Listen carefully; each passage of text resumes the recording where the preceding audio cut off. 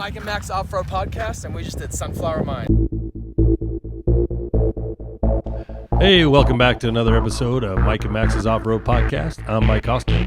And I'm Max Kraus, and we're taking you from the garage to the trail.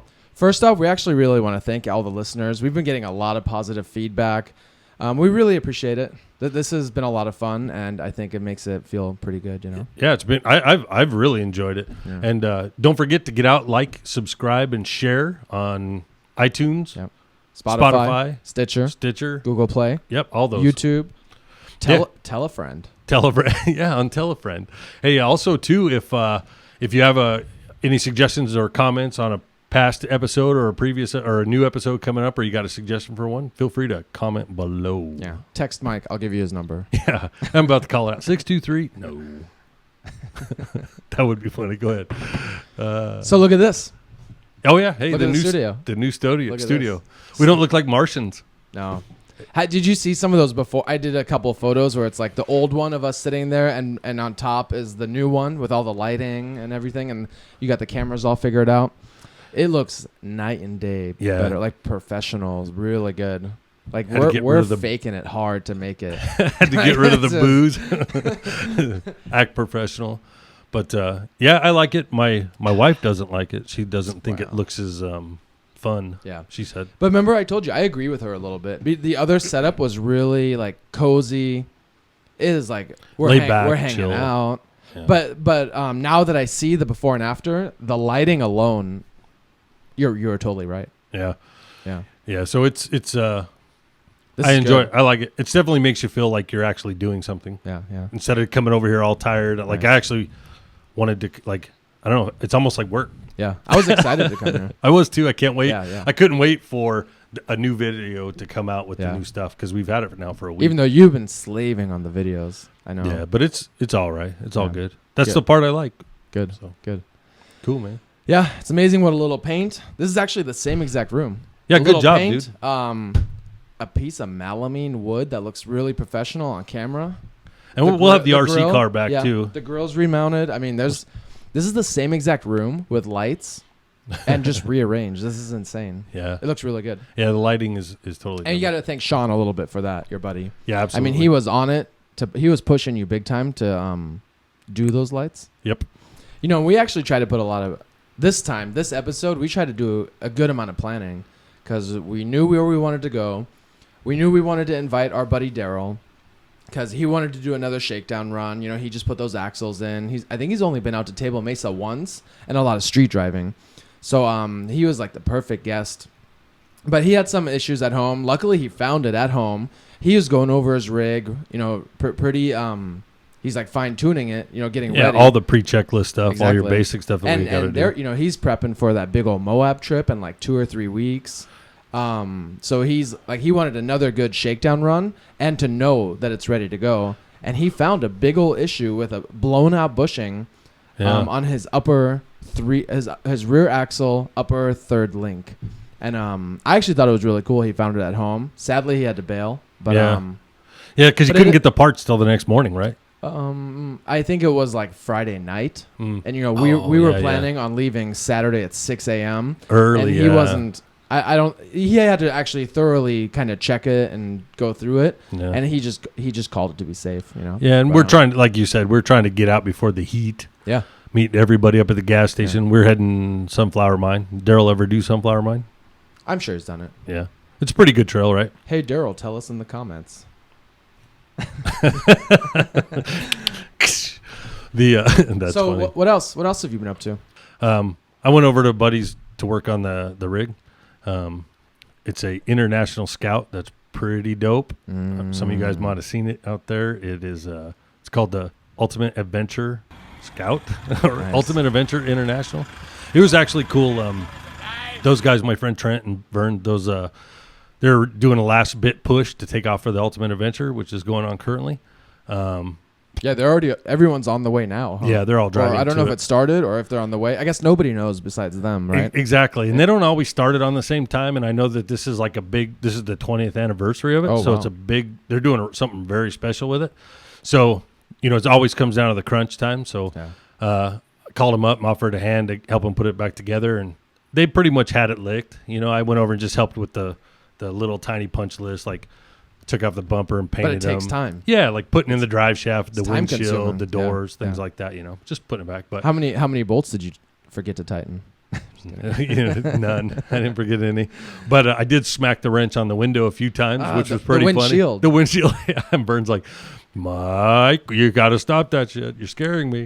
It was That's pretty funny, but yeah. So wish those guys luck. Hope you have a good time. Yeah. Hopefully we can get a couple stories after the fact, you know? That'd be cool. Yeah, if you guys, anybody want to look up Ultimate Adventure International. It is awesome. Well, on looking. Instagram, their hashtag is UA 2019 because Yeah. I already follow it. Yeah, me too. All the people that prep and apply, they actually all post to the UA 2019, and then the people who go continue with posting. Yeah, did you happen to see, speaking of that, did you happen to see that Toyota Rob Bonney built?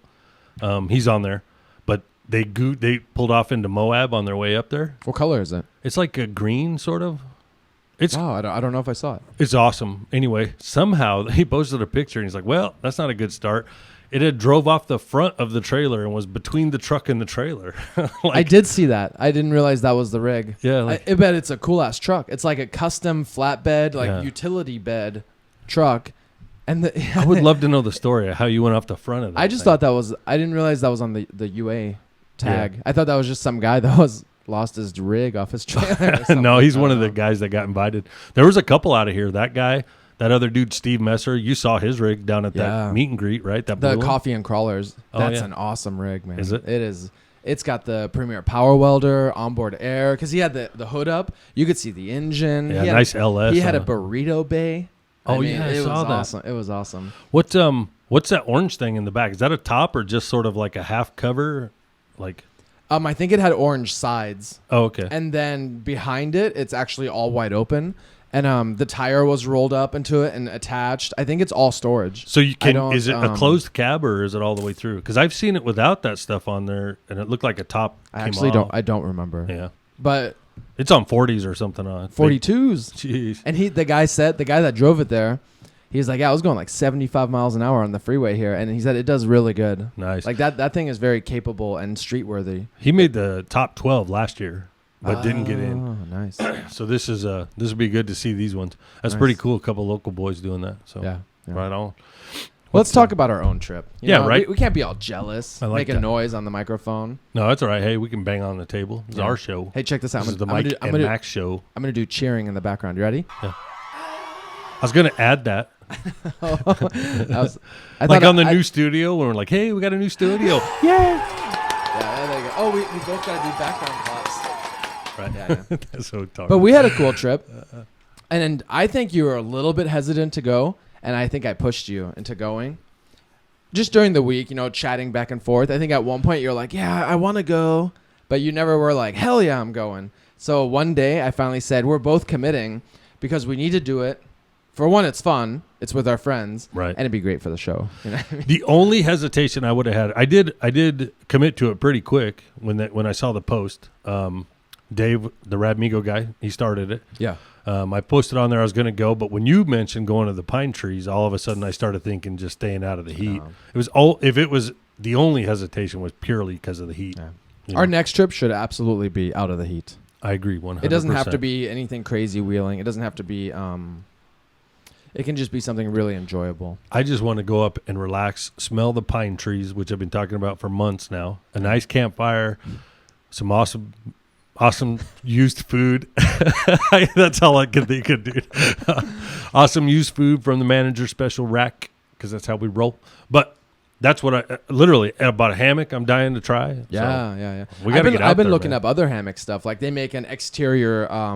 It's almost like a sleeping bag sleeve, but it doesn't cover you. It just holds heat in the bottom. Yeah. And then they sell a third solar shield if you're camping in the snow. Like it's pretty cool. That'd be cool. The one I got has like a net Yeah, on the yeah, top yeah, yeah. for mosquitoes and stuff. Yeah, That's and cool. it's supposed to have pull-out sides. Like I don't know. What, like you got drawers? No, like they strap outs to keep it wide so you don't get sucked up like a banana. Oh, you know? interesting. But then you need a 4-point way of connecting it, right? Yeah, maybe those can go to the ground. I don't know. I've Oh, never okay. even took it out yet, so I probably should do that before we actually get up there. But Yeah. So back to sunflower. So we did sunflower mine. Right. You're So right. we're going to start late, but because of the heat, I suggested we should start earlier, and everyone was cool with that. So what was it? 7 a.m. meetup, 7:30 head out from the gas station. Yeah, that was the plan. We and we're pretty far away. You know, we're an hour from there. An hour from there, yeah. Which is good because it was actually not bad. We roll into the Baja gas station and meet up, and there was that place. Oh, first we couldn't even get to the gas station because of that car accident. Yeah. Just as we're pulling in, we're stuck in traffic, literally. Yeah, there's a really bad car wreck. A half a block. And we saw the ambulance heading against us. Yeah. But I didn't think anything of it. Mm-mm. And then I think for 10 minutes we sat in traffic at that light because they're directing traffic. Right, to go right. And I'm staring at the sign for the gas station. I was wondering why you didn't just jump on the shoulder and boogie down. But because there's a cop right at the intersection. And I was like, I don't want to push my luck. You know? I couldn't see past you, and I thought maybe it was blocked, and they weren't letting anybody turn right. And I should have tried. I don't know. But no, I mean, you were fine. And we were there. They could see why we were running late. Yeah. Speaking of running late, I'm always late. Why the hell am I always late? It doesn't matter if I'm ready the night before. Well, what happened? What happened in the morning? Actually, what happened this time is I didn't get food, and I ran over to Fry's real quick, grabbed my food, and then I thought 15 minutes was enough to do everything. So I ran over in the truck instead of the Jeep. Because I don't like the Jeep doesn't lock, so I don't like leaving anything in the parking lot. Well, you got tools. You got all. Yeah, and I was trying to get good healthy food. You know, sometimes you Did you? Yeah, remember I had like egg whites and stuff like that, and those green things. Yeah. You know, the So, anyways, yeah, I took the truck and came back, and I was running late, and then it's still. When you called and you said, "Hey, you coming?" I'm like, "Yeah, I'm pulling out of the garage right now." You heard me even start the Jeep probably on the phone. I started it as you were on the phone, and then by the time I can pull the Jeep out, move the truck back off the dirt, and then close the garage. It takes 5 minutes. Yeah, it takes a long time. Yeah. I was like, what the hell? But that was, I called you at 6:17, and we're going to meet up at 6:10. I just want to make sure you weren't asleep. Oh, yeah. You're like, hello, what's going on? No, I've been switching, getting up early, like Nice. 4 every morning. Yeah. So but I got to get on that schedule. It's too hot. So. Yeah. So, yeah, I was running late, and then when I hit the gas station, I was like, I could make it to the other gas station, so we could roll if we want, and I can get all that. But you and Daniel were pretty chill, actually. Yeah, I was ready. I was shocked. We already I picked up Daniel. We already got gas, and after that, I called you. Yeah. Just to make sure. I figured just being so far behind already, I felt like we were way behind. I thought it took a full-blown hour, but we actually showed up like maybe 10, 15 minutes late. There was no. I was glad the I-10 wasn't closed. Right. For all that construction. Like, we were hauling ass, actually. I think we were going like 70, 75 the whole way. Yeah. Smooth, too. So we pull into the gas station, yeah. The Chevron. Oh, yeah. The Baja. Baja. Or what it's shot. They call it Baja, but it's a Chevron. Same thing. Yeah. And first thing I spotted was Aaron, which wasn't supposed to go. He bailed. That's right. I was like, hell yeah, man, Aaron's here. Yeah. And then all of a sudden. And Natalie. Natalie. They come together. Yeah. They're a pair. And he was sporting his new air conditioner in that 47 Dodge. Damn, that looked awesome. So I knew immediately my camera's going to be full of his stuff again. Actually, I did pretty good this time. But I started counting Toyotas. Yeah. There's a lot of Toyotas in there, man. Yeah, nice ones. Yeah, like 3 or 4. 3 or 4. That's a lot for a run. But, sorry. It sounded like you were going to talk. Not one JK. I know. That was a cool run. There possibly, though. I mean, Daryl has a JK. He bailed. Or he couldn't make it. The JK broke. This other guy, Todd, he wanted to go. It was a JL. But he ended up doing... A bunch of them came to the gas station while we were working on... Well, I wasn't working on Tom's brakes, but Tom was working on Tom's brakes. Right. And a bunch of those guys are going to Payson to do Pyatt Draw. Oh, okay. And they all said hi. Plus, the Crown King run was going on. Yeah. So that's where a bunch of people were. Yeah. Right? So nobody was really out. Everyone was out, but not... Yeah, Crown King had hundreds of people. Yeah. And somebody made that comment. I think it was Tim, the Rescue Con guy. Yeah. He was like, he's a genius move while everyone and their mom is living in a dust cloud on Crown King. Because it gets super dusty if there's no rain. Right. And there's hundreds of Jeeps. And he's like, you guys did Sunflower. He's out, thumbs up. Nice. Yeah. So we pull into the gas station. Tom, he's got I think it's a silver Toyota. Yeah, silver. Black. Silver. It's like really dark. Yeah, but it's cool. It's a Toyota, or it's a turbo. Yeah. The Pepe. Factory turbo, yeah. So we pull up. He's got a wheel off, sitting on a jack, and the drum is so hot you can't touch it. Wow. So basically he had, I think he had just changed his brakes. They got adjusted incorrectly or adjusted too tight, and it was dragging the whole way. So when we pulled up, they're trying to figure out how to get the drum off so that they can readjust it. Yeah. And for some reason, I asked them, why didn't you adjust it in the back hole there? But apparently, because there's a hole in the back of the drums on the backing plate. Just for adjustment? Mm-hmm. Oh. Yeah. So, but for some reason, they couldn't get to that. But so anyways, we ended up waiting there for quite a while we got that fixed. And then starting to get a little hotter and hotter and hotter. And the gas station was getting fuller and fuller and fuller with all the bikers, all the Corvettes. Yeah. Like tons of groups were coming in. And then finally, we all just sort of took off. Right? It was a little confusing. I think I saw you actually drive by. And then I looked at the next guy and I was like, are we leaving? And he just goes, I don't know. Oh, he shrugged. I shrugged on video. Yeah. And I don't know. So like I was already kind of walking back into the gas station and I was like, well, I'm going to get a water. and then I came back out and everybody was gone. So I was like, we got to go. Wrap it up. And then Daniel and I, we just drove out there. I actually took a wrong exit too. Because there's a sign on the 87 that says sunflower. I saw that. I was hauling ass and I bombed over and took it for like 30 seconds and I was like, this is totally wrong. I almost did the exact same thing, dude.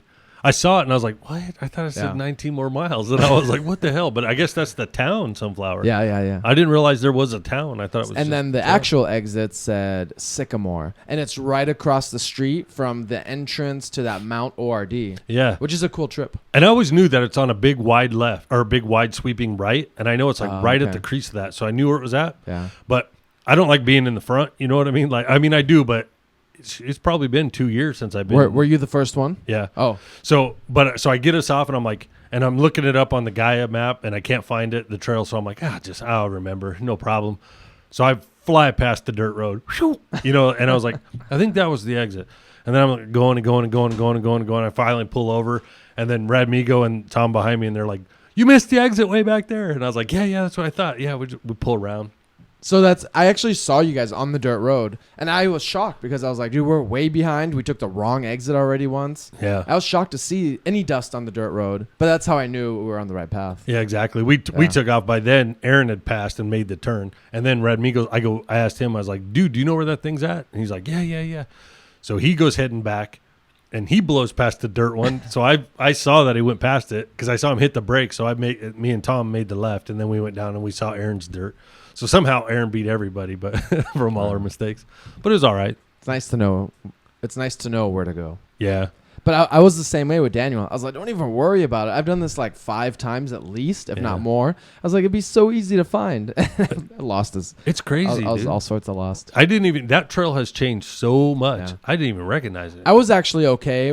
As soon as we hit the dirt road, everything was pretty familiar. Even though it was so overgrown on the trail, I had no issues. Like I was like, I remembered some of the turnoffs for the extra obstacles. And you know what? I would have absolutely missed where we dropped down that road. I would have went straight right there, right at the very beginning. We take off, and if you go straight, that's from the air down where we air down. Yeah, exactly. Yeah, you gotta bank that left and go down that hill. If you go straight, I'm fairly certain that's where the loop comes back. Exactly. Yeah. That's where it comes. Nice. Yeah, the exit.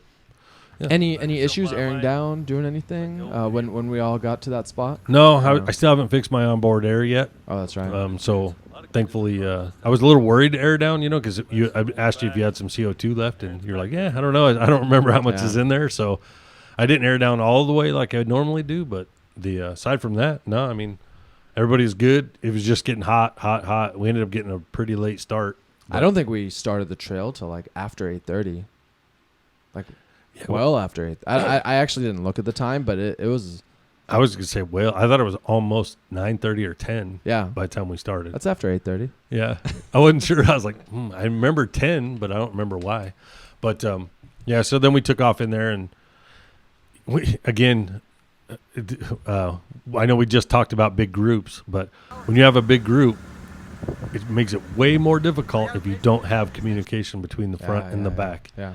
And we didn't know half that group. We didn't know, So it definitely started out a little rough.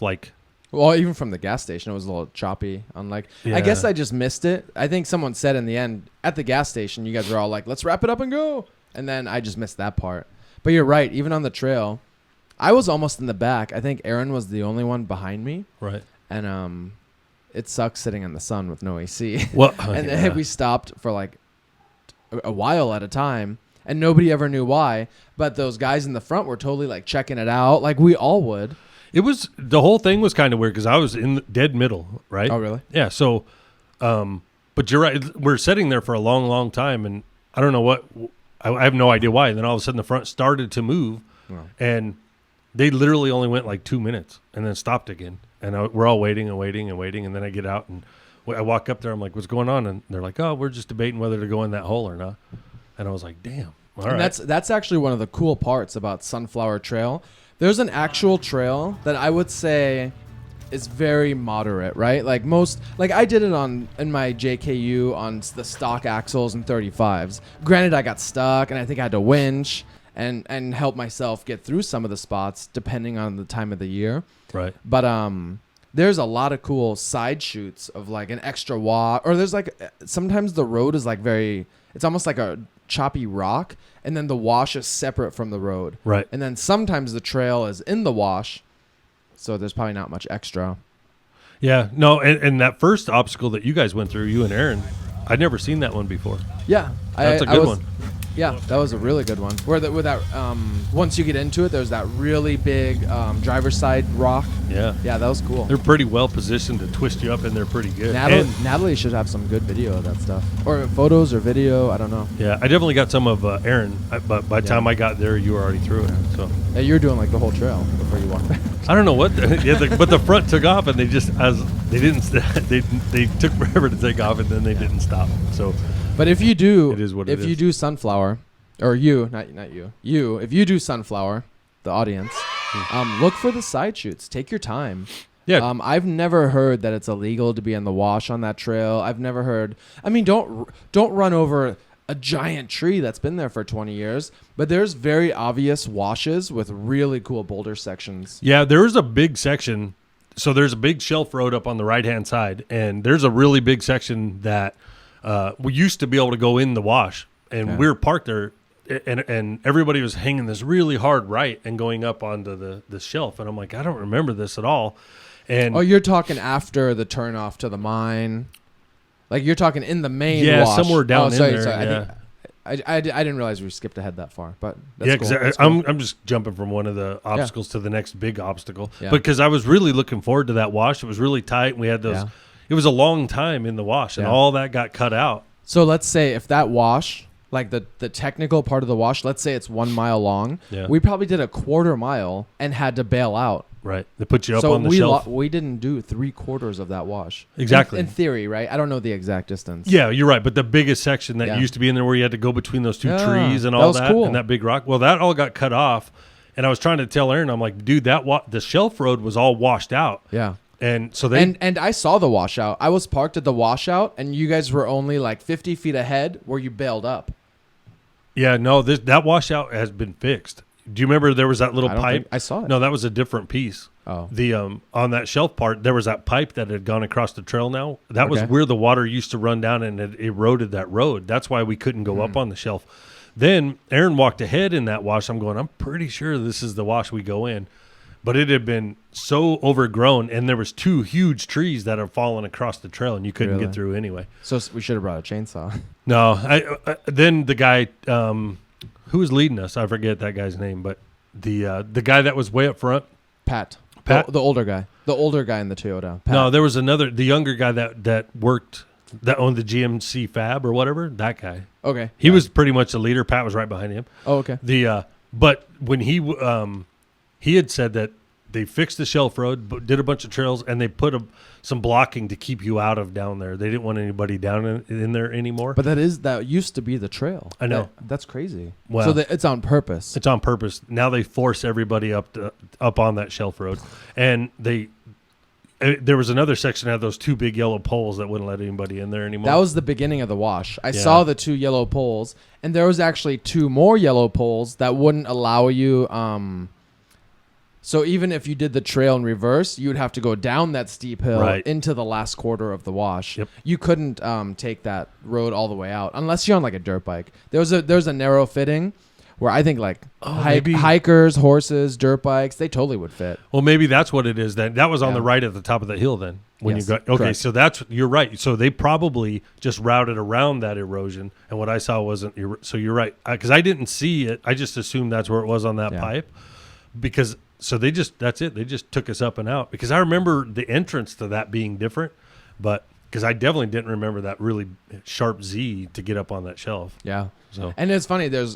Everyone was finally up on top of the shelf road. And then I was the only one left, and I was like messing around trying to flex out my Jeep on this cool big rock. Yeah, we were all waiting. And but everyone, okay, so everyone's waiting. But then I tried to get up on the shelf road, and my Jeep's hanging off this like steep incline. Because we don't know, and there's no room to pull all the way. I did like the Austin Powers move, Right. And I still couldn't get my Jeep up on the trail. So I had to sit in the Jeep with my foot on the brake for like 4 or 5 more minutes.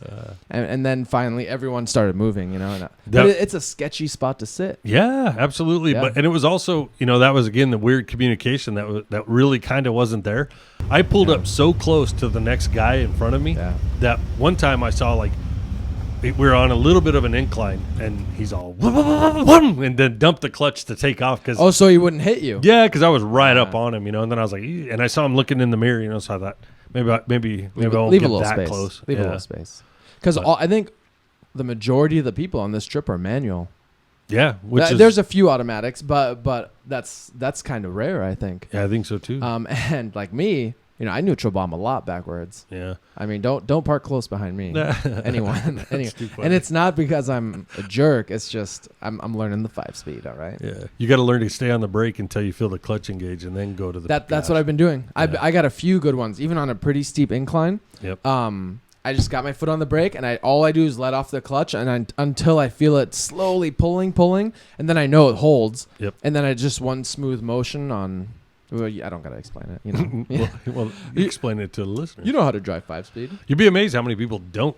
So, you never know. But that's how you do it, folks. Yeah. Right. So we're on the shelf road. We couldn't do the wash. A huge part of the wash. I thought I was bummed. I was like, why don't we go in? Someone said we should move the tree with a winch, but I didn't know it was on purpose. Yeah. No, I suggested it to Aaron, and Aaron was like, I guess we could winch it, but yeah. But then that's when that guy in the front said, no, you can't do that. That thing's been closed. Yeah. So I would like to actually look that up now that I know that, because I don't want to break the rules of what someone is trying to enforce. Because what if they're regrowing that part of the trail to help the nature? I don't want to wreck it, but I want to wheel a trail that's meant for wheeling. Right. And before when you got on the shelf road, you had no choice but to go where it was all washed out. So nobody would go up there. That's, I think, why they started going down in there. Oh. So that might have been it. And once they fixed it or rerouted around it, then. But who wants to take a flat shelf road? That's with a sketchy drop off. Yeah, I don't know. Not me. But so we're on the shelf road. After that, I only remember 2 more good obstacles. Like there's trail, like we got to work it and get around. Yeah. All of you guys skipped one of the obstacles because there's a big tree in the middle. Yeah, I saw that. And Daniel and I did some trail maintenance, and that tree was dead, and we broke all the limbs off. Can you say that? All the limbs off? Yeah. If it's a dead tree in the middle of an obstacle, and we just threw them over the tree. Like responsible people who throw tree limbs around. They weren't big. We probably took like 5 off, and it was definitely dead. No one get mad. But then we ramped up that because I think all you guys were up there looking at an obstacle or waiting and getting everybody through it. So I wheeled up that whole thing, and that got me like halfway up in the group. Right. It changed my spot. Did it? But it was cool. Yeah, that whole thing. Yeah, because I remember, that's right. You walked up and said, hey, you guys missed a good section. Yeah. But I remember that section, the first time from the first night we've ever done it, one night. It's a hard climb to get in it. And it goes around tree. There's a big undercut boulder. You got to get over that first. And then there's huge boulders just random. Yeah. And you got to get around that tree. Yep. And I lost an entire tool bag on that same obstacle when there was water flowing one time. And it was 100% submerged. Everything got rusty. So I'm eyeballing one of Brendan's bags. Right. The zipper's still not waterproof, but if it fell out, you could jam on it quick enough. But if I got it within 30 seconds, I don't mind a little moisture, but the second mine plopped in the water, it was submerged. You know? Everything was wet. Yeah, and that ruins your tools. Actually, absolutely, it rusts them. And I didn't clean them. I was actually shocked there was no water. I was looking forward to water in there. But yeah, so we went into that. Then the next one where we were all goofing off when you caught up. That's where we were at. And that next sort of really I guess the last obstacle there before we made. We all did that one, right? Yeah. We all did that one. Yeah. Oh, except for Dave. Oh, I saw he was parked on the side. He skipped it. Yeah, I asked him why, and he's like, I don't know. I tried, but for some reason he didn't try that time. Oh, he's tried it in the past? I guess so, yeah. That's all right, I don't know why he boogied up there. Because I think he would have made it through there. Yeah. That was when I've been in there before, and it's always a little rough. I normally have to go really high up on that left. Yeah. And this time, damn thing just walked right through it. Yeah. Well, your gearing. You had total control. It was the 39s. I know it sounded like I was banging around on the bottom, but I barely touched that stuff. I did on a few. I was like cheating. I didn't know what that noise was, man. There's a rock or a boulder tumbling under my Jeep. Oh, that's what you were talking about. We have a flat skid plate, both of us. So there's a lot of noise from the tumbling boulder, but yeah, the old setup I had, those giant hooks, man. If I had hit that last rock like that, it would have just went. Oh, it's an e-brake. It's an emergency stop. Yeah. Mother Earth says no, bro. It's like throwing a huge oil tanker anchor out. Yeah. Like right into the rocks. And you physically couldn't move. It was a downward lip and out. So anything like this, your transmission skid plate is what it was, right? Yeah. Downward lip and out, and it was just solid like gouge into the and it was rock. Sturdy, man. And now it's all smooth. Yep. Now it just hit it and literally slid right off to nothing, like it was nothing. I actually have a funny thing that I remember on the trail. It was a little earlier on before we passed the mine, which we didn't go to. Yeah, I wonder why we didn't go to mine. But there was that wash. And I don't know why I was a little bit behind, and I saw you standing there, and I think a couple other guys were standing there, and you're all in the wash, and I was like, oh, okay, that was way in the beginning. Yeah, that was way in the beginning, and I was like, oh, cool, like that's where the really good, harder obstacles are, none of this trail's crazy hard, but those are more challenging, and come to find out, I'm the only one that Mike's like, yeah, go in there. Yeah, I stood there at the road to point you into that. And there's thing like on purpose. 4 guys on top, like. That was funny. They're Snapchatting me or something, like to their. Tom was standing in front of me. I was behind him, and he looks back at me and he said, "You let him in there, dude." And I'm like, "Yeah, but he's been in there before." Like, I would have went in too if I would have recognized that quicker. Yeah. So I pulled over. Plus, again, like every time the crew would take off, I jump in line, like, "Okay, we're finally rolling again," and then boosh, we blow past everything, and I'm like, "Damn, dude." But you sent me a good video of that one, that very first wash. Oh, yeah. Dave sent it to me. Was it from Dave? Radmigo Dave? Yep. Nice. Thanks, buddy. Yeah, he sent it to me and said, give this to Max. Yeah. So, cool. We'll have to give him credit. Yeah. Because that's all we can afford. I'll put, right. Hey, thanks, credit, man. bro. Lots of credit. That's what you do. Not like money credit. Like, you just get the credit for being there. And you had the camera out, dude. Thank you. Yeah, that was cool. I just wanted to mention that. I thought it was funny. And I didn't mind at all. Because I can, like... Let's say I would have drove in there and it would have been something insane, like a 28-foot waterfall, and there's like mountain goats on it and like Appalachian people, I would have been like, that looks too extreme and I don't want to damage anything, I could have made my own choice. Yeah, so absolutely. don't ever feel bad to point out something really cool. Yeah, and again, I did look at it, and I know, 1, we've been through there before, so I know it wasn't like it was unpassable. Yeah. And 2, like, aside from I should have just backed up and did it too. You know what I mean? I noticed a lot of stuff didn't really get wheeled right from the beginning. Aaron and I were the only ones that went through that one we hadn't seen before in the beginning. I would have went in there too, but that thing's really undercut for me, and I just don't want to risk breaking that axle. I don't think so. I think you could have done it. Yeah. Because I had my only issue is pushing the sidewall of the tire. I kept burping air, but I got my bead locker juice in there. $10 on Amazon for bead lockers. Well, I'm as white as Aaron, and when he was in there, he was really bound up. He had. I didn't have that hard of a time. I didn't think so. But then, so right from the beginning, Aaron and I were the only ones that did that side option. After that, the funny wash that we just told the story. Yep. I was the only one that went in there. I saw Aaron pull up to the side, and I was like, "What?" Yeah, I saw that too. I really would have thought you would have walked right through that. It was big, and so my rear was pushing me really hard, and I had to make a sharp turn, and those rocks are very slick. Yeah. So a few times it was like pushing me over into the diff. So like I had to work it a couple times. Yeah. That last section was always rough. And I'm only down to like 11 psi in those tires with not having real bead locks. Yeah. I mean, besides the bead lock juice. But when you went through it in the JK, and I had to winch you out only at the very, very end, you had no lockers. And you made it through that. Yeah, but that could have been 3-4 years ago. Yeah. So what if there was more sand or rock wasn't there? Definitely changed for sure. That one was pretty tough. Yeah. Then we grabbed lunch. But that was a good one. We made it to lunch, right? Yeah, lunch. Yeah, after that with lunch. But again, it was super tight for everyone because it was a traffic jam again. Yeah. And then, but I think lunch was awesome, even though the parking was tight. And I'm not complaining. Oh, where you had to walk your cooler around everywhere? I had to both doors had to open into the brush, Yeah. but I just parked behind the guy that was in front of me. Yeah, we just piled in there. But lunch was awesome. I actually I was fairly well prepared. Yeah. And I had a bunch of good stuff like some bread, those little tuna packets from Fry's, where it's like pre-mixed deli tuna in a. That's actually good because they were good. Tuna fish is good, but I hate it on the trail. Same as what Natalie was saying. I didn't like it on the trail either. Really? Because it normally messes up the bread, dude. You know what I mean? So you can't. Well, it wasn't pre-made. Exactly. Yeah, That's the key. And that stuff was just in a little pouch, and one pouch was perfect size. Oh, yeah. No. And you had like 3 little sandwiches with it, They were good. It was awesome. Yeah, I think I brought hot dogs, bread, mustard, that big old thing of coffee, like the cold brew coffee. It's already like sweetened and almond milk. It's fancy. That's good stuff too. I really liked it. Yeah, lunch was good because everybody started talking and lightening up and loosening up. And after that, the rest of the day was like perfect. Like the group everybody was, I don't know, it just seemed like we were all clicking. Yeah. You know what I mean? Yeah. Well, we all had a chance to talk and chat.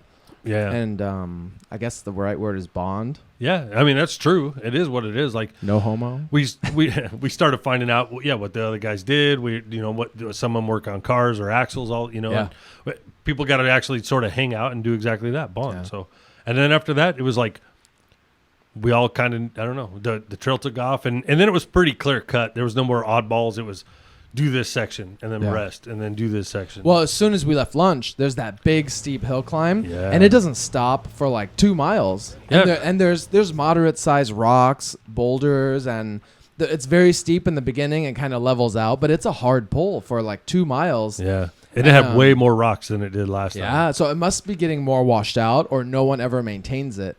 Who is sitting there? Somebody was sitting next to me right when we were about to take off, and he said, we got to go up that, because everyone there's that big rock face right at the very, very beginning. And Pat, or the guy with the white Toyota, man, he got a tire way in the air on that.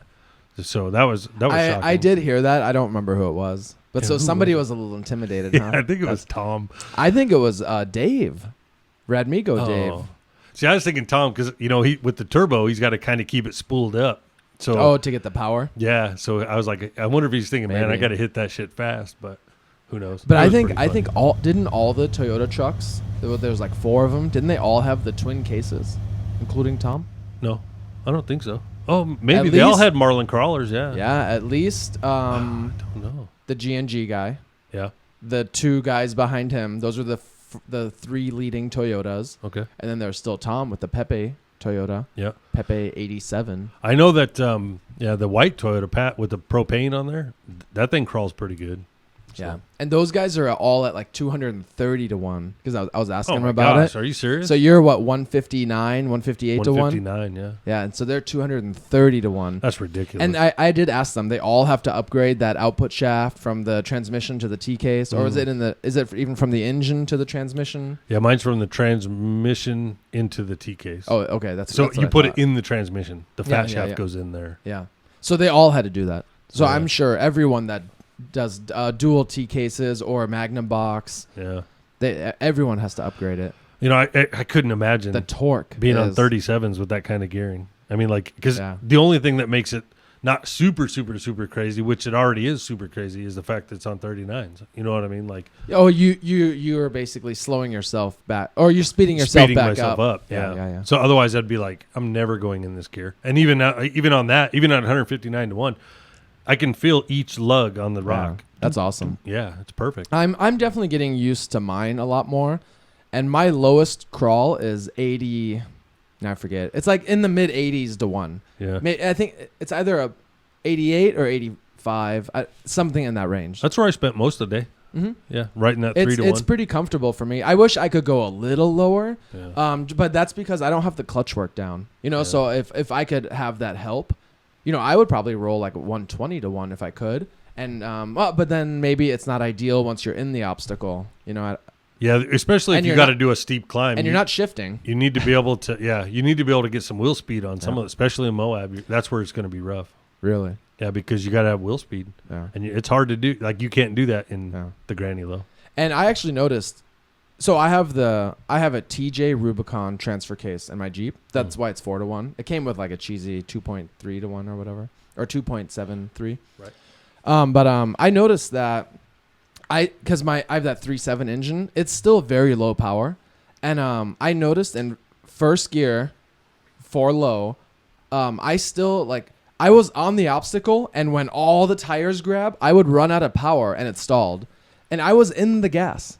I was feathering it, So there's a fine line to learn the when you got to jump on. Sometimes you got to give it like half throttle pretty quick just to keep the engine alive, and then kind of hold back, and that carried me over a couple of the good obstacles. When I had just the 2 to 1 back when it was like around 59 to 1. 2 to 1. I couldn't imagine. Yeah. So basically, when you get off the clutch and before the obstacle, then I would cover the brake and then drive through the brake with the gas. Even so, if I had to keep the RPMs up with this, then as it was climbing, if it started to chug, I'd get off the brake a little more. But I tried to drive with the brakes on through the whole obstacle. See, I haven't tried that yet. Even though that's how I used to drive the JK. Yeah. It was automatic. But I'm basically trying to get the clutch really quick so I don't stall. Right. So I think I'm actually on the gas, and I'm ready to go on the clutch if I need it. But then that's why you're rocket shipping backwards if you hit the clutch. If I stall, yeah. No. No. If you stall and just don't push the clutch in, you're okay. You're right. You'll stay. But when you're doing it the other way with one on the gas, one on the brake, there's a moment where it's going to chug, or you can't make it, and you have you have to decide. I'm going for the brake and the clutch, and it's a weird moment to go. Whoosh, so when I'm in that and it's chugging and I know it's about to die, could I ride the brake and really rev it? Yeah. That would actually help me get. That's what I was doing. Yeah, but I can't rev the engine without speeding up the tires. You know what I mean? No, that's just going to come with. You'll be able to keep it in the power band or wherever it's at, and off the brake a little bit, and you'll keep that up and force the brake down to slow it down. But the RPMs are still kind of there. It's kind of a weird thing. And I noticed in my first gear, low range. Right. I mean, I'm always wheeling around like 1,000 RPM. I'm barely above, I don't have a big buffer, So if I could be at 1,500 or 2,000 at that same wheel speed, I'd have the torque, the power, and there'd be no chance of stalling it.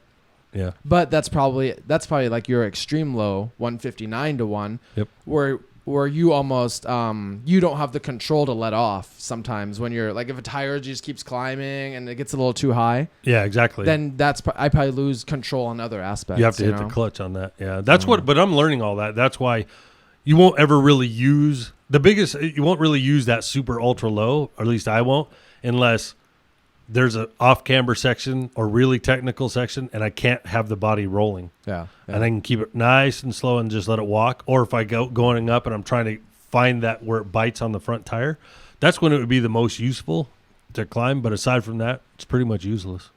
So that sucks. Yeah, I mean, it doesn't. But it's suck. awesome to know suck. it's there. Yeah, exactly. You have the options, and that does not suck. Right.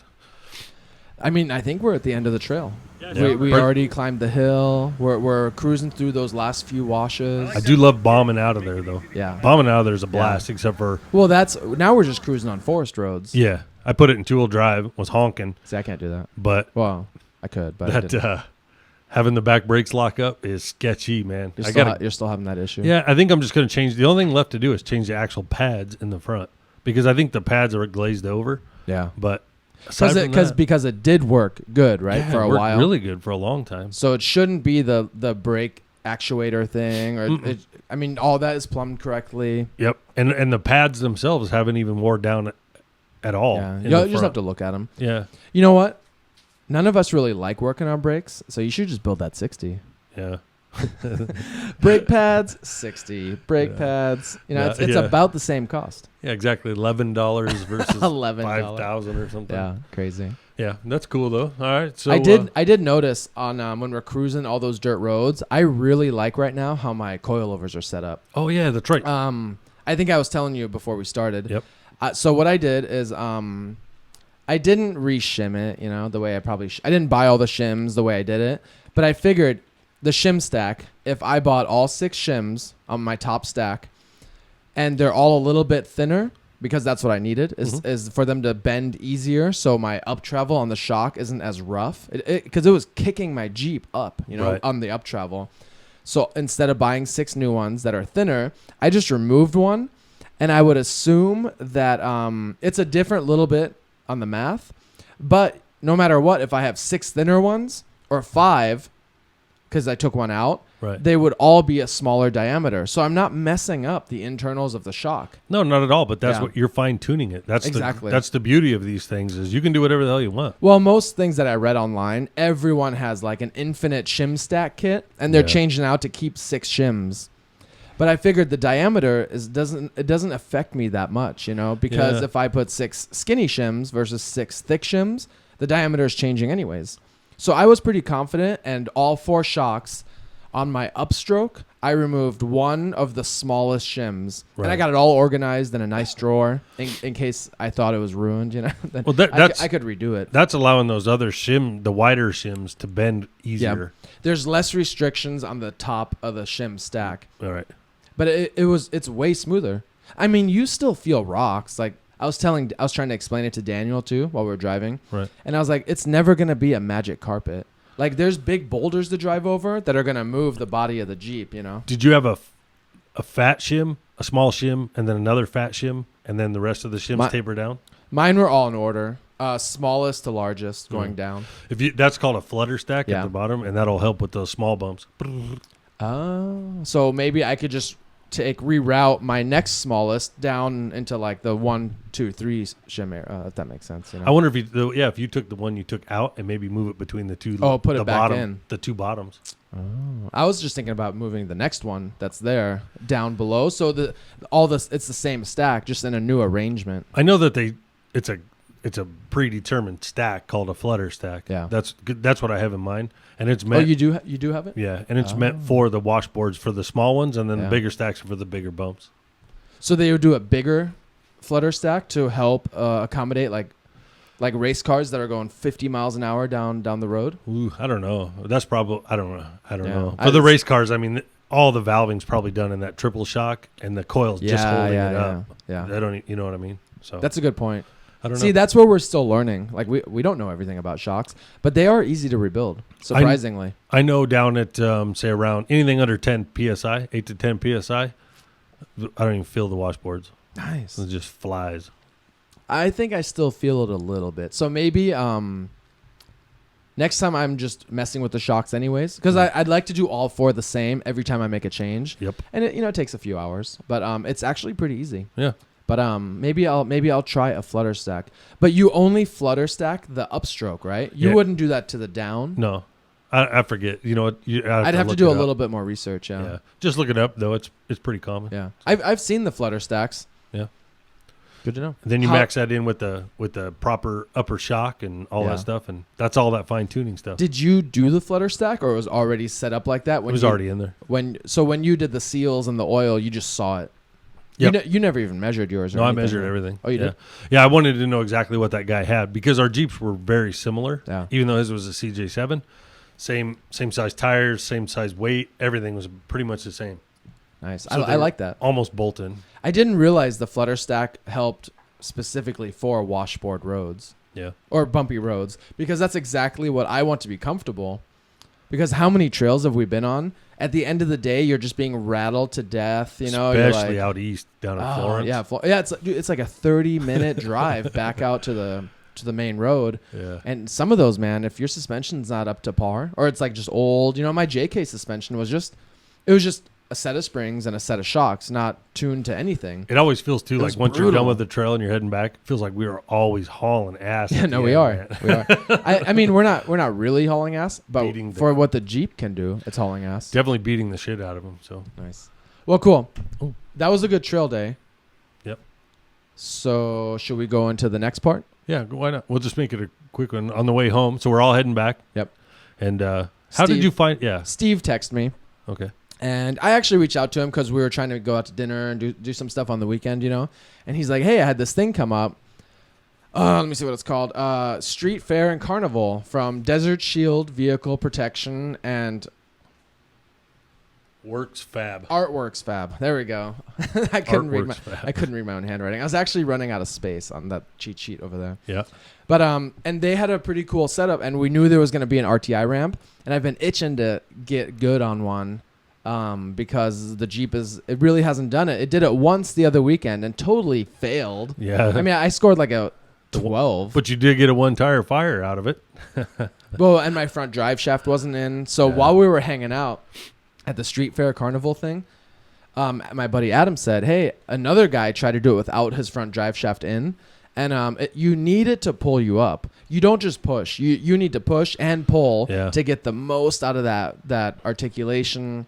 And then it ended up being really good. I actually got the numbers right here. Yeah, it was actually... So we both did it. It was cool because that was the first time my rear never came off the ground. My front tire came off before the back did. Yeah. So they stopped you at your front tire. Yeah. And it sucks because there was still 2 inches left in my shock. That's why I got to get rid of those leaf springs. Yeah, yeah.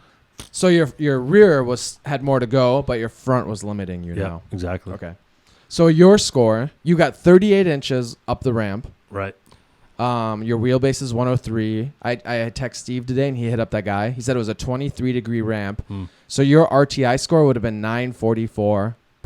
I was going to say it was a 20-degree ramp, and I got 1,000. Yeah.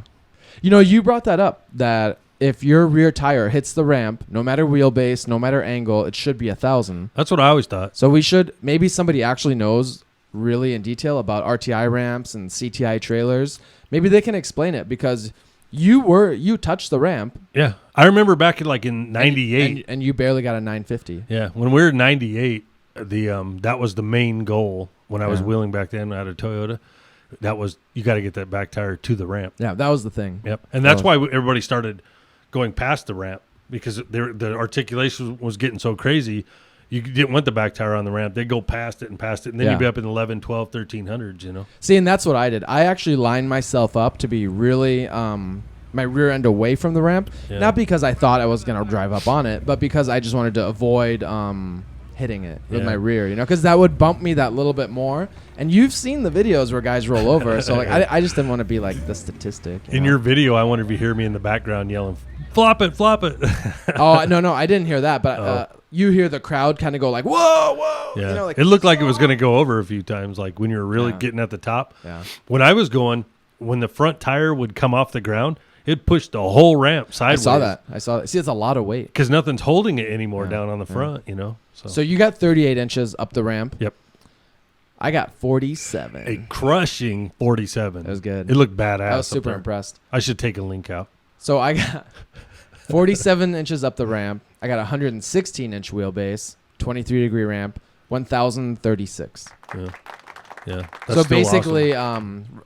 and like you said, if your tire touches the ramp, I was right next to it. Like you drew that line in that photo, you know. So it's right in there. Yeah, it's weird. That's really, really odd. If you do know the answer to that, because I would have swore back in the day that's what we did, was the main thing was to get that tire on the ramp. But maybe no one really did the math back then. Now everyone's got Excel spreadsheets and they're tracking it because it's cool. Yeah. Maybe back in the day there was just a guy's like, hey, it's right around 1,000. If you hit it, it's 1,000.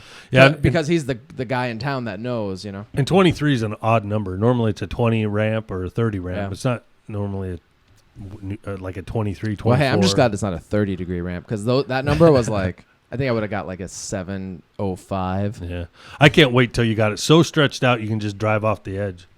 I think that will ruin my Jeep, dude. That will just bang the That'd be door. awesome. That's not awesome.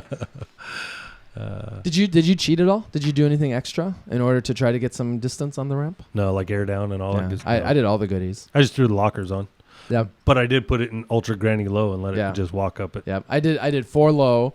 I deflated the driver front and the passenger rear so they'd squish that little extra. Yeah. But I only went to like 14. Like I could have gone lower probably. I would have done that had I had my onboard air fixed. Oh, that's right. If I would have had, I hate relying on other people. But for it stuff. was actually a pain in the butt because like I don't drive with my drive shaft in on the highway anymore because that's Yeah. how my old Jeep broke. Yeah. And I don't have hubs yet. Looking for some, But so then just to do the RTI ramp, I had to put the drive shaft in. Then I had to take the drive shaft out afterwards and air back up.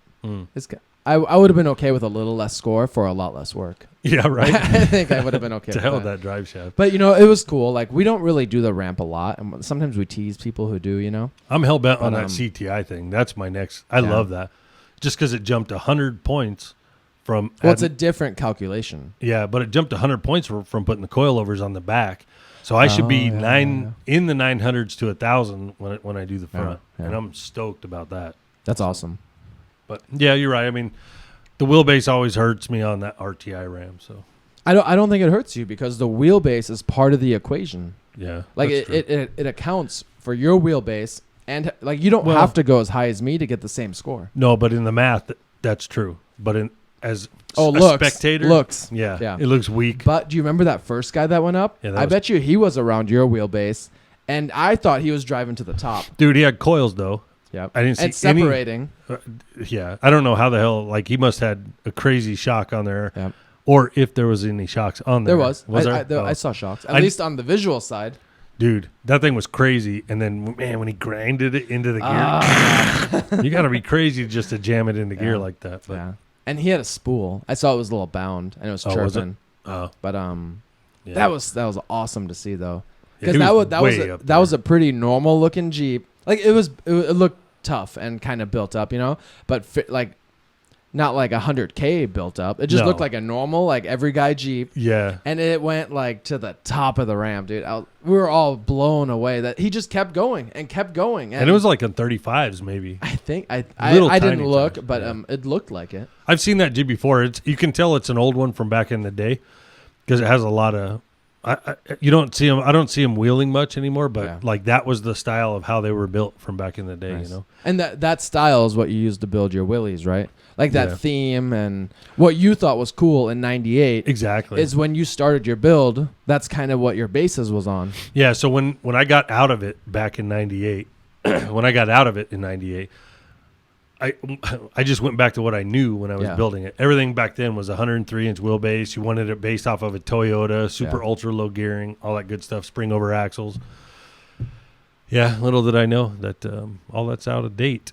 But you know, now that we're coming to the rear end of our episode, should we mention the lady comments to keep our lady listeners extremely happy? Right. Smiles. So we have a listener named Dana, who said, "Can we say? Oh, no, we can't say her last name. No, so they'll Google her and try to be friends with her, and she's our friend. Try to get to us through her. Yeah, stay away. It's never gonna happen. I love the fact that we put it at the very end. So if we tell her, hey, we finally took your advice because we want the lady listeners to be happy, semi-happy, as happy as they can be, and she's gonna have to listen to the entire damn episode, and she's gonna be so mad. I think. No, she could skip forward. But we're not going to tell her when it is. We can't say the end because then she'll skip the whole thing. It's all right. So, all right, what did Dana say? She said we need to include some tips for the ladies. Okay. Well, because she was bored. Well, no, I mean, yeah, exactly. Yeah. This isn't her thing. So, but she's into wheeling. Yeah, she likes to go along. So I would like to know actually in the comments if you want to do it. Dana, if you ride. Or drive even, and we're not going to know what the hell women want. So I reached out to a friend of ours who's a wheeler, Michelle, and asked her for a couple tips for some newbies. We'll just start there. This is just so we can kind of include the lady. Well, yeah, so it's interesting for everyone. I never even thought of asking these questions. Well, we're also on episode 5. Yeah, we're still trying to figure out what questions to ask each other. We can't even figure out the intro totally. So, anyways, I asked her. I was like, "What do you do about makeup?" You know what I mean? Like on the trail? Yeah, makeup and dirt. Oh, this is like a recommended how-to something like about makeup. Yeah. Okay, I'd like to hear it. So Dana, Michelle says, forget about the makeup. Makeup and dust sucks. It's gonna you can't do it. Don't even worry about that. She says it attracts dust like a microfiber. She also said if you're a newbie wheeler, we always throw them into the middle, so you're gonna get bombed by dust. Period. Because you're in the middle. You got to have somebody that's a little bit more experienced in front and behind you. Yeah, it has nothing to do with the dust. That just happens. They just don't want to let a newbie stay in the front or the back. Correct. Okay. You're putting the newbie wheeler in the middle. Now, this is for drivers. If you're riding, hell, you can go wherever the hell. Wherever you want. But if you're driving as a new female, you're most likely going to be put in the middle. So her suggestion was start to get more familiar with it once you get wheeling. You put on a run. Now you're out front where there is no dust. The lady puts on a run? Yeah. Like, let's say Michelle. Yeah. Oh, well, Michelle and Barry, they put on runs all the time. Yeah, they let us through mud springs and all that. Yeah. That's what her said. What she said to combat dust and the makeup is to be out front. And to be out front, you got to lead the trail. So nice. Get some experience under you. But just to know what to expect, you're most likely, if it's your first time out there, you're probably better off to not wear makeup because you're going to be in the middle, in the dirt. Nice. The other thing is, throw on, obviously, a bandana around you. She's always got a bandana. Like around the hair, it holds it all down. It doesn't, And let's say you've been blessed. Females have been blessed, and there's a lot of bouncing on these trails. Whoa, okay. So you want to wear like a really nice shirt, like a tight shirt, to hold everything together where it belongs, so you're not beating your shit out of yourself. I'm intrigued. Go on. Right. Basically, wear a nice sports bra. You know what I mean? Like that'll keep everything nice and tucked in tight. Because it can beat the shit out of you. That's good advice. I thought so. And yeah. And then she wrote, Mike, if this is a joke, I know where you work out. I'm going to beat the shit out of you. It's not a joke. Right. What did Dana tell us, though? Didn't she have some good feedback while we're at the carnival fair? Maybe to you, not to me. I've never met this listener until that day. She said, Dana? You never met Dana? You're horrible. Okay. You're horrible, bro. We have these fans out there. They happen to be our friends, too, and I'm pretending like it's a new fan. But it's good when your friends can be honest with you, our fan friends. Yeah. And she was honest. She's like, look, I was bored. I was yawning, and I'm trying to work and listen to something interesting. Yep. And endless Jeep talk. I've never met too many ladies on the trail that are like, oh, what tires are those, man? What rims? What gears you running? Right. They're always more, like, usually when Diane. Yeah, she's into that. Yeah, no, some are for sure. Right. But usually, if you can get a couple of the ladies together, they tend to have a good time and chat about lady stuff. I don't know. I don't know. That's what I'm saying. I'm not always a part of it. I didn't have a clue. So the first thing I thought is, you're right. She's right. We should, nice. I was totally blown away. I didn't realize that's where you're going to go with it with Michelle. Oh. I actually didn't know what to expect. But you didn't think she was going to ask, or you didn't think that was going to be her answer, or you didn't know I was going to ask Michelle?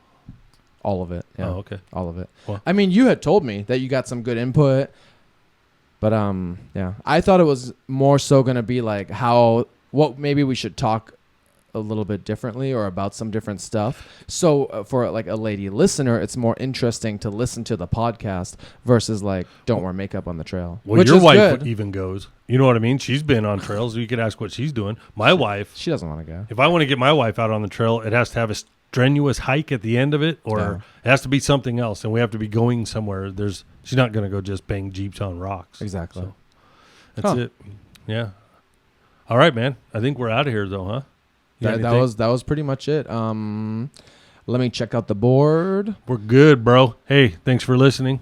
Well, I want you guys to tune in. Help us get some subscribers. Yeah, man. Share this with a friend. It is climbing, and maybe we can share some of that in the future. But tell a friend. Tell someone who wheels, Tell a lady now that we got advice. Right. Good luck. Yeah, so, hey, that was the Sunflower Mine Trail in the books. Where can they find you? Keep It Simple Off-Road on Facebook, YouTube, and Instagram.